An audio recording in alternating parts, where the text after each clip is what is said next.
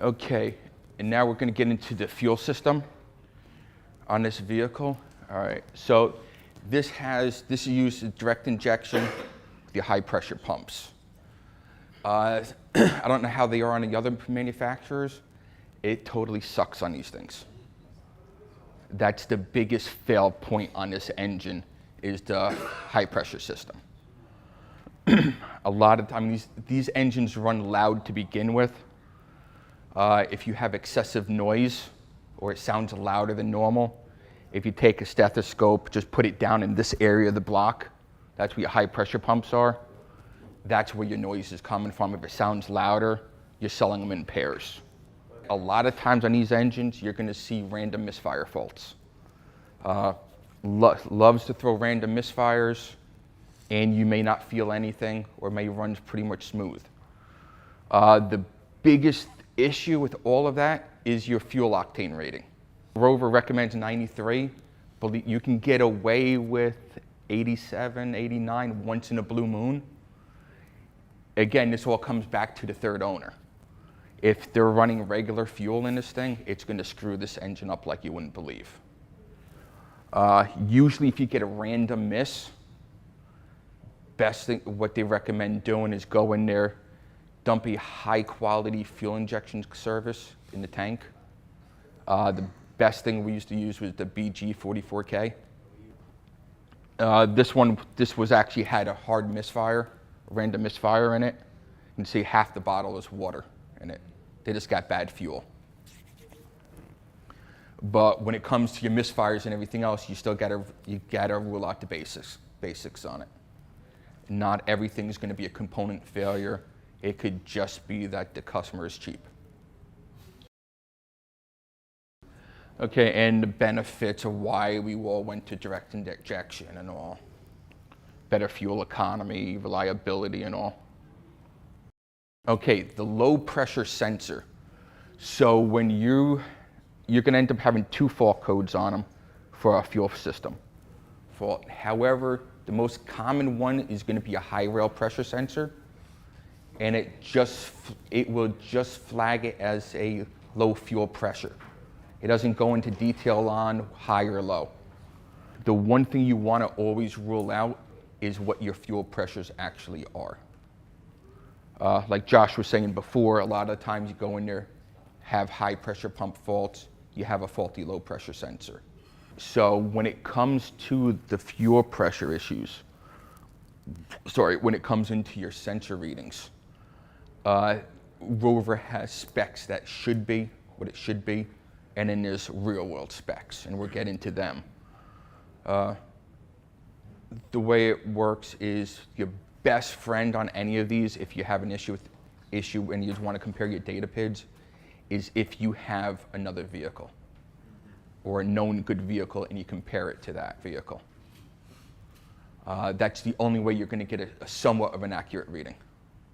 So you have your lift pump, which is your in-tank fuel pump. That sensor monitors your in-tank fuel pressure. So that's your low pressure sensor. If you go in with the AutoLogic, it's what's going to be listed as your fuel rail pressure low B. So this is the location of it. This is probably the only picture in the world of where it actually is. All data, everyone else, nobody has it.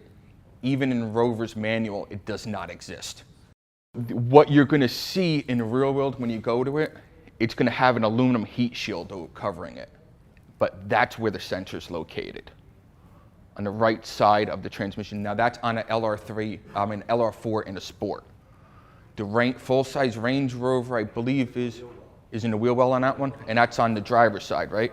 Driver's side wheel well on that one. All right, our low pressure system is, Rover says it should be 4 bar, 65 PSI. Now, realistically, that's not what you see when you go in there. What you typically see if you go and read it, the way you'd want to test it is you want to go into the vehicle, do key on, engine off pressure. Or basically when you get to the vehicle, if you open the driver's door, it primes your low pressure system before starting. The idea of that is it's going to give you maximum fuel pressure. When you take a look at your maximum fuel pressure, it should be 105 psi. So that you're going to see your low fuel pressure B, and that should be at 105 psi. Once you start the vehicle, it's going to be on your high idle for a little bit. It's going to stay at that 105. Then all of a sudden, the engine RPM is going to drop down. When it drops down, your low pressure should be basically 79 psi is what you're going to see across the board. Now, they're saying 65. Out of everyone I've checked so far and dealt with, not 79 seems to be the magic number. After warm up. But yes, it can go as low as 65. So if you're seeing anything lower than 65 psi, you either have one of two issues then. Either you have a weak low pressure pump, or we can't trust our sensor. Now our sensor itself, if you look at your PID data, if you look at your voltages on that sensor, if it's stuck around 4 volts to 4.7 volts and it's stuck there, that's an internally shorted sensor.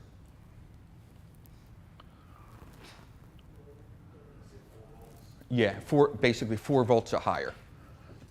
It's a 5 volt sensor, so if you're at 4 or higher, it's a shorted sensor.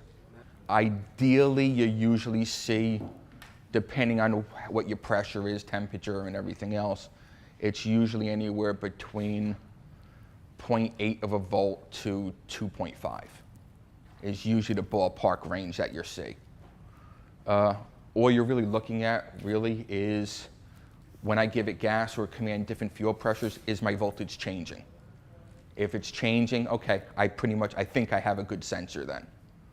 This is where it comes into where we really don't know what the hell the data is supposed to be.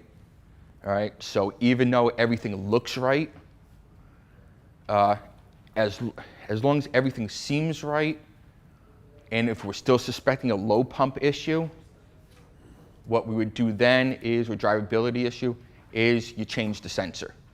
It's the cheapest part of it. You change the sensor, revisit it, and see where it goes.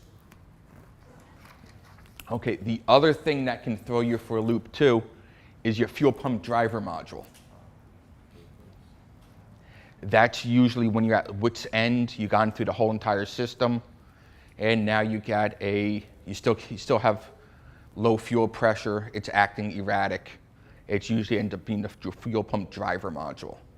All right, this on a full size range, this is your location of your fuel pump driver module. It's under the seat in that little nook over there. So that was the whole diagnostic of your low pressure issues on that part of it. Now moving into your high side where they really have the issues with the vehicle. These are your 2 high pressure pumps. They have your cam followers and they ride off its own cam. And we'll get into on how to check the quick and easy way to check timing on it if you don't have the tools. There's a few easy, quick ways to checking it if we think our timing's off. Now here on the block, you can see that's the actual location of it. I actually lost the cam follower. For my last course I went to, I have no idea where the hell it is. Some of them you will find when you change them, high pressure pumps, you may see the cam follower a little worn. They also have issues where, very few, where they may actually wear on the cam. So just always take it out, take a peek at it, see what it looks like. When you go to put them back in, anytime you're doing the high pressure pumps, you're changing the followers with it. The other thing that's a good idea to do is put a little bit of grease on the end of it, on the cap when you put it in. It'll help prolong the life of it a little bit. Other issues with the high pressure pumps, they internally leak. So if you're seeing rich faults, right, a lot of the times, which I wish I had a pump here to show you. The spring here in the plunger that's on the high pressure pump, the seals will leak on some of them. So why you're getting your rich fault is because your high pressure pump's leaking and it's putting it right into the oil in your block. The only way to catch it, because we don't have a dipstick, You can't smell it. You may get a little bit of odor. If you go there, take your cap off, you might get a little whiff of it. Otherwise, it's pretty much change your oil. You change the engine oil, take it for a ride, smell the oil as it comes out, reset your fault codes, take it for a ride, see if your rich fault goes away. If it did, then we know we got fuel in the oil, and we're looking at high pressure pumps. Now, our high pressure pump itself, here it says it should be a perfect pump. Your PID data should be 2,175 PSI. All right, real world value is anything above 2,000 PSI is good. All right, so again, you can't be hung up so much on your PID data, what you're seeing. Anything higher than 2,000 is perfect.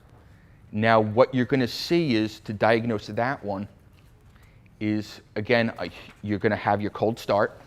When you first start the engine, you should have no lower than 2,000 PSI. And on the tool, that's going to be your fuel rail pressure. That's all it's going to tell you. So it's going to be 2,000 PSI. Once it kicks down off your high idle, it's going to usually level out at about 500 PSI.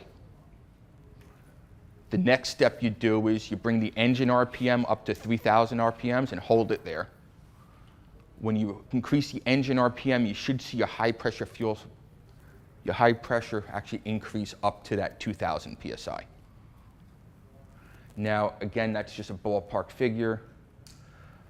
Sometimes you compare it to another vehicle. Sometimes it's less and it runs absolutely great. Other times it doesn't get there and you have issues. None of it makes any sense. Your high pressure pumps, they're both identical. You have your left and your right. Your rear pump should be bank 1, your front pump should be bank 2. However, I know they had it wrong in the book and I don't remember if I fixed it or not.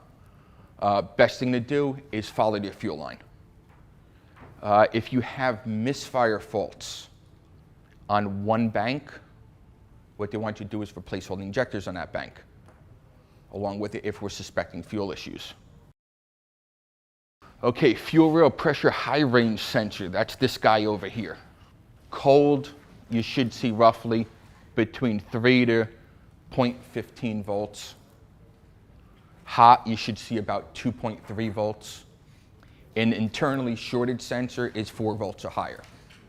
Now, granted, it's a 5 volt reference, so anything from 4 to 5 volts is a shorted sensor.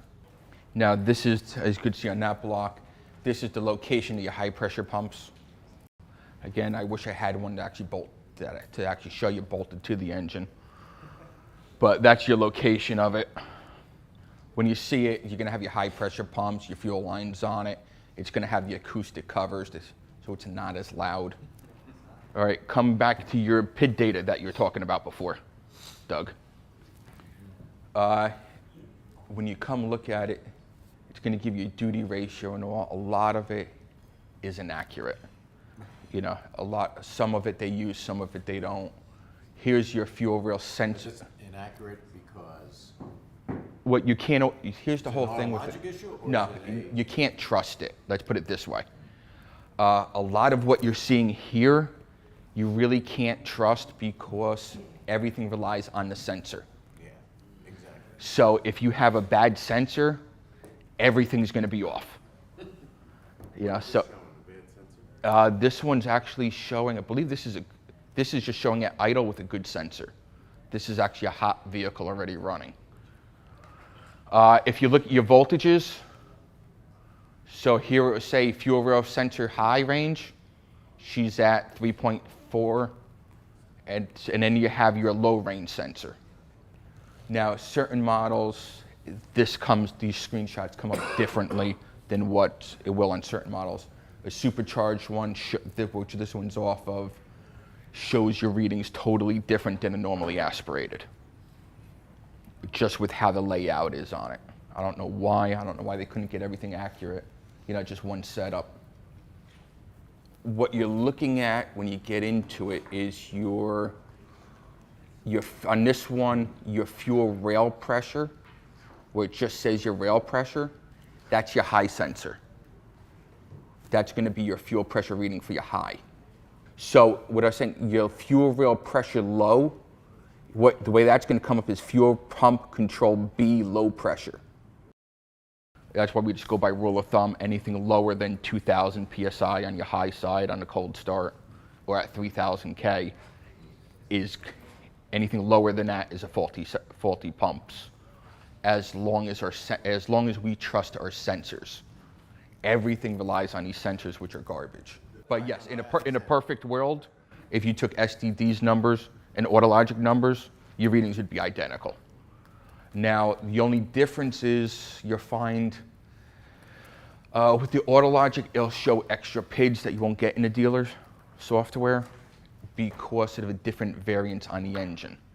So a supercharged will use some data PIDs that a normally aspirated may not use.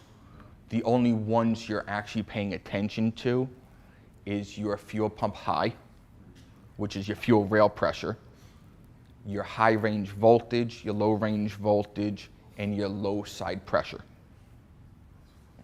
Those are the only ones that actually come in play when you're trying to diagnose it. And again, if you have a good vehicle in the shop, that's the best way to do it.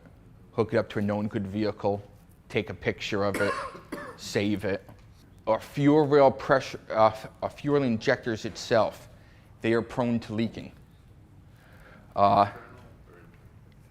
Internal. What will end up happening is you may get a fault code for no fuel pressure when cranking at rail. What ends up happening is the fuel injectors will fail. They stick open.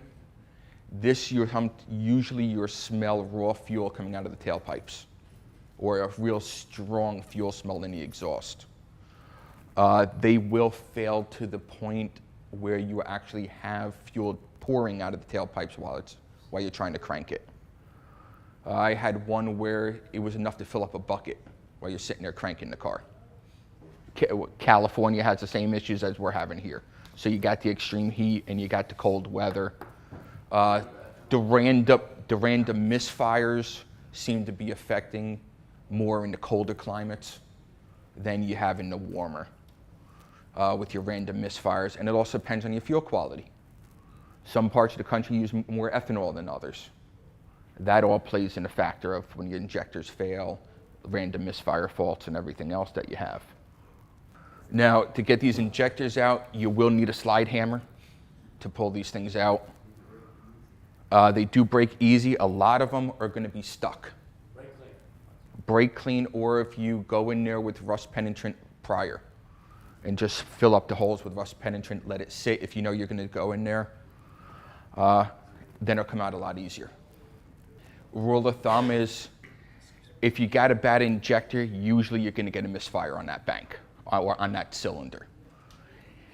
If you're going in there to replace one injector, you're going to replace the whole bank. If you get the injectors from the dealer, they only sell them as a 4-pack. That's the only way you can get them. Aftermarket, you can pick and choose what you want. There is no coating or anything else with your injectors. You just take them out, put a new one in, you're done. All right, so the other issues you may have is a lot of times you end up with a fault code for too high a fuel pressure as well. Usually when you see that one, after you ruled everything out, meaning you already changed your low pressure sensor, you know your low pressure's perfect, right? You got 105 on a key on engine off, 79 at that's once it's idling. Your high pressure's still off. You have 2 new sensors in it. You know your low pressure's perfect. You either still have too high a fuel pressure or too low a fuel pressure. We already put new pressure, we already replaced the high pressure pumps in it because we found those could have been faulty. Then it comes into play, is there a high pressure pump cam off timing? Which doesn't happen often, but it will happen. Usually the telltale sign, it will sound like a timing chain rattle, but it's deeper in the block. And if once you heard one of them, you know exactly what that sound is. Now, to What's the drivability issue with this? same, just a fuel-related lack of performance. Sometimes you might not have a performance issue, depending on how it jumped. Check engine light. Just a check engine light. And it'll be higher than normal? Usually if the chain jumps, you end up the fault code for too high a fuel pressure. It usually doesn't go too low, but it can go either or. Now this is the special service tool you need to make it easy to check your fuel timing.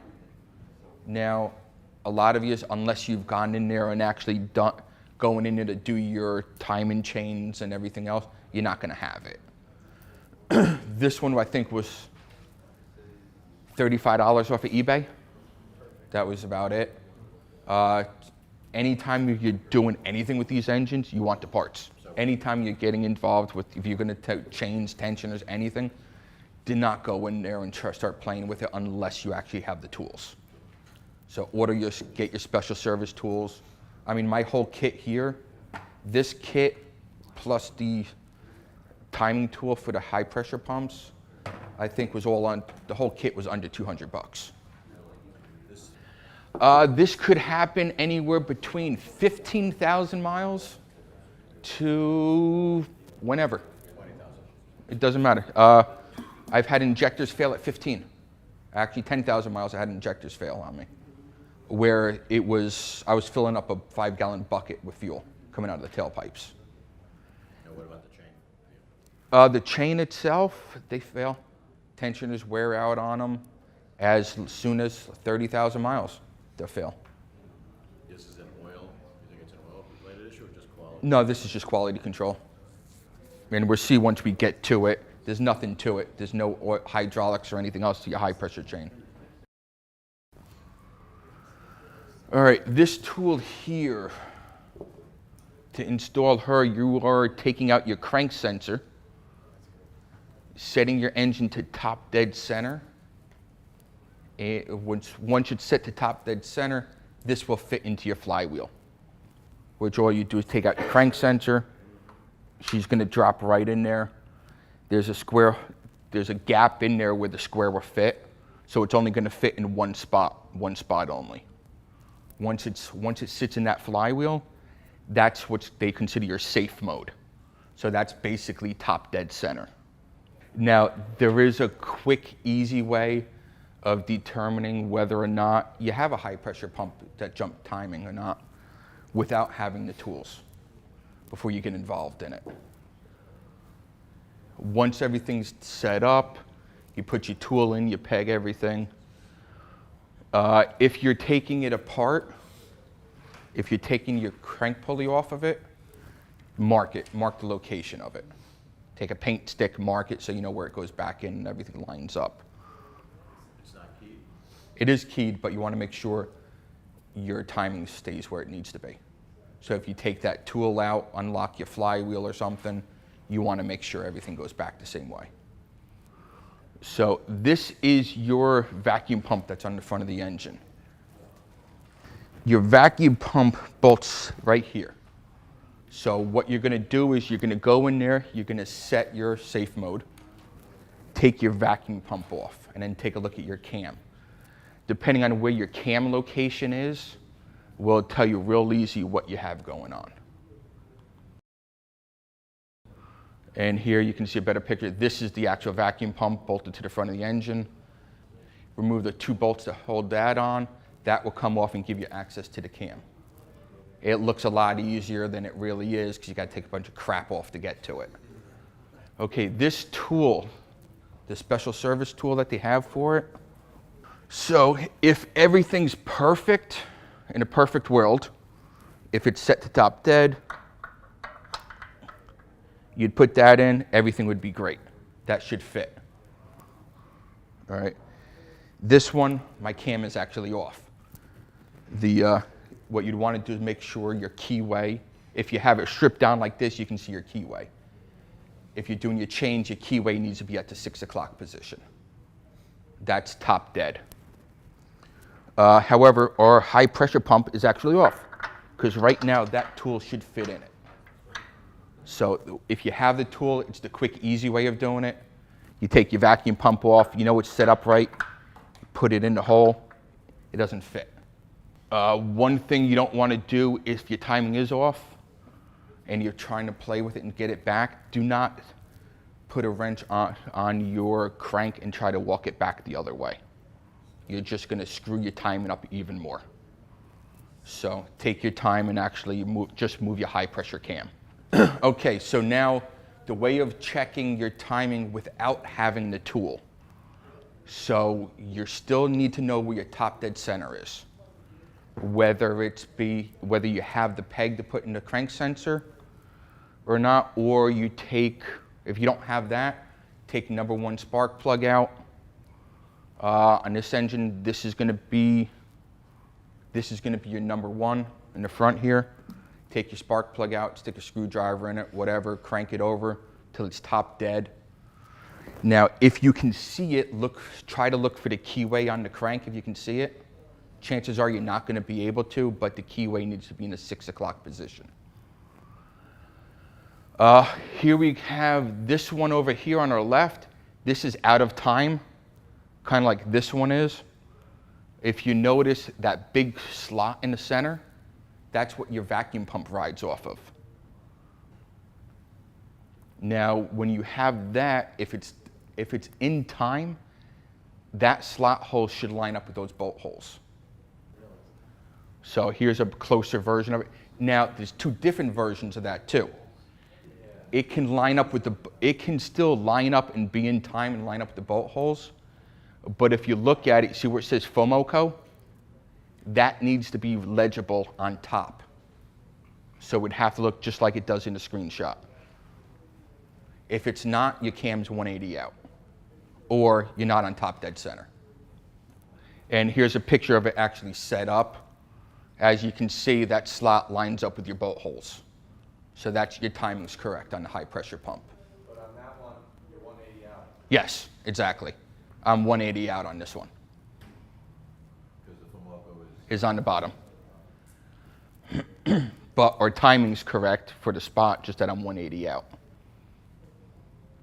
that makes sense. Now, you can't read it, but this is out of timing on the right-hand side, and this is actually lined up in time correctly. As you can see, the bolt hole, this big slot lines up almost perfectly with the bolt holes. That's the quickest way of going in there and seeing, without having any tools or anything else. You just go in there, pull your pump off, take a look at it. Now, if your chain is off, then we got to move our high pressure pump to get back in time. Now to do this, this whole front cover needs to come off, so you're stripping everything now. But as long as it's just out of time and we don't have a tension or a chain issue, this is all we need to do to it. Get it to where it looks just like this, then you can get in there.